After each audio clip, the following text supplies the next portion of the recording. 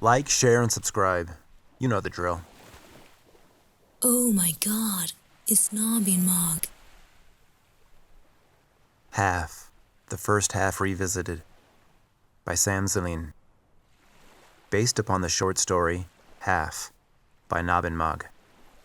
Read by Nobbinmaug. As she tried to compose herself, Allie felt the lantern growing warm in her hand. She stared at the word, Daddy, on it. It was clearly written by her 6-year-old self. Suddenly, the world began to spin. Everything slowly turned white, and a loud ringing noise filled her ears.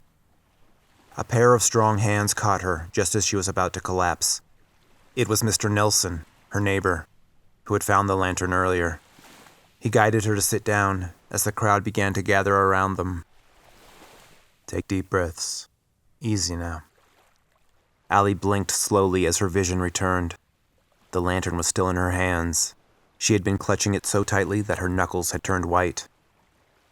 She slowly loosened her grip and touched the lantern gently. She half expected the crayon letters to smudge, or the lantern to fall apart like old paper, but it didn't. How is this possible? She whispered. How is it the same? It has been 10 years. Allie, maybe it's not yours. She took a deep breath to steady herself as she stood up. This is mine, she said firmly. I remember pressing too hard on the second D. The crayon snapped. See? The mark is right here.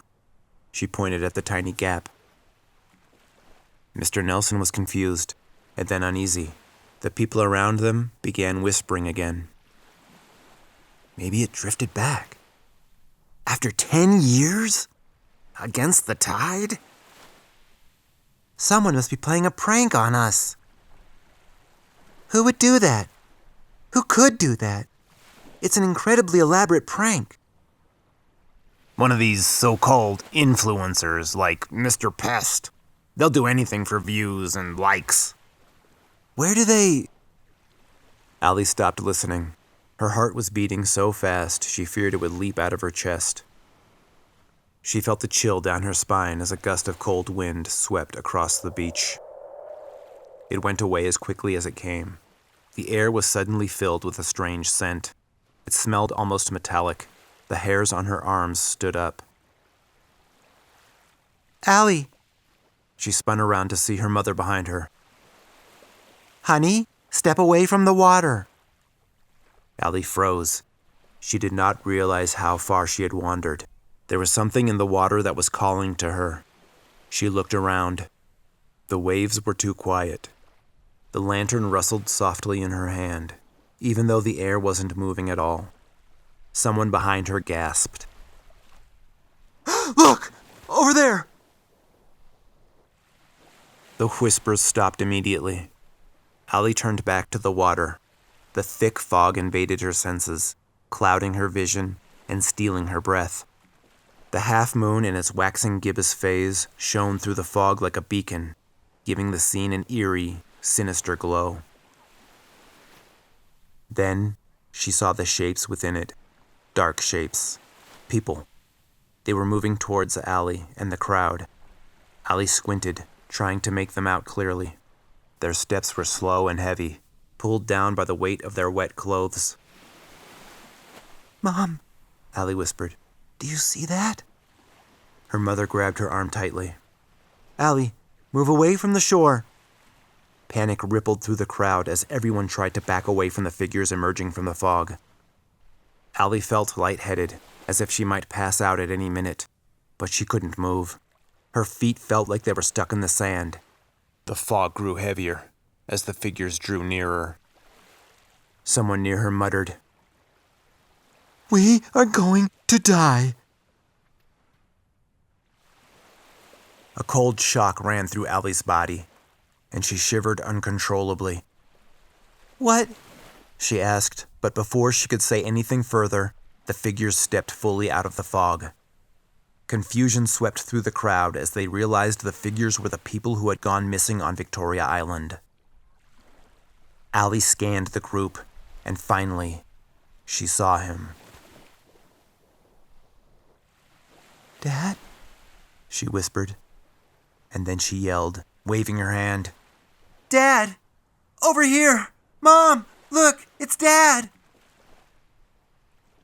As everyone else on the beach greeted the previously missing people with tears, excitement, adulation, skepticism, and rapid-fire enquiries, Allie and her mom greeted Alvin.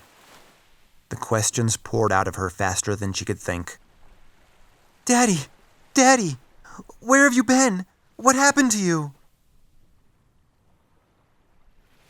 "Allie? Mary? What are you doing here? What am I doing here? Why am I wet? Did the ferry crash? Did I crash the ferry? You went to Victoria Island on the ferry, but never came back. Well, until now. You've been missing for 10 years. What? How? How is that possible? I don't remember anything." The resounding joy that spread along the beach was shattered by the sounds of helicopters, boats, and police sirens. What were they doing there? How could they have arrived so quickly?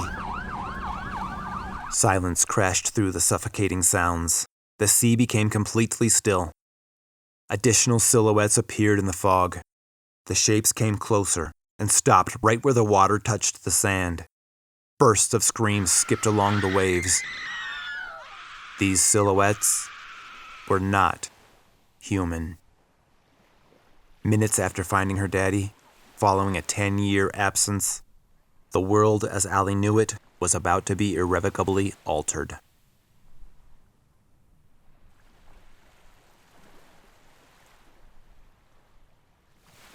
The Guy with Charlie Productions. Oh, Charlie, Charlie. It's the chicka chicka chuck, y'all. The chicka chuck, y'all. The chickity chickity chickity chuck, y'all. Delightful. Delightful.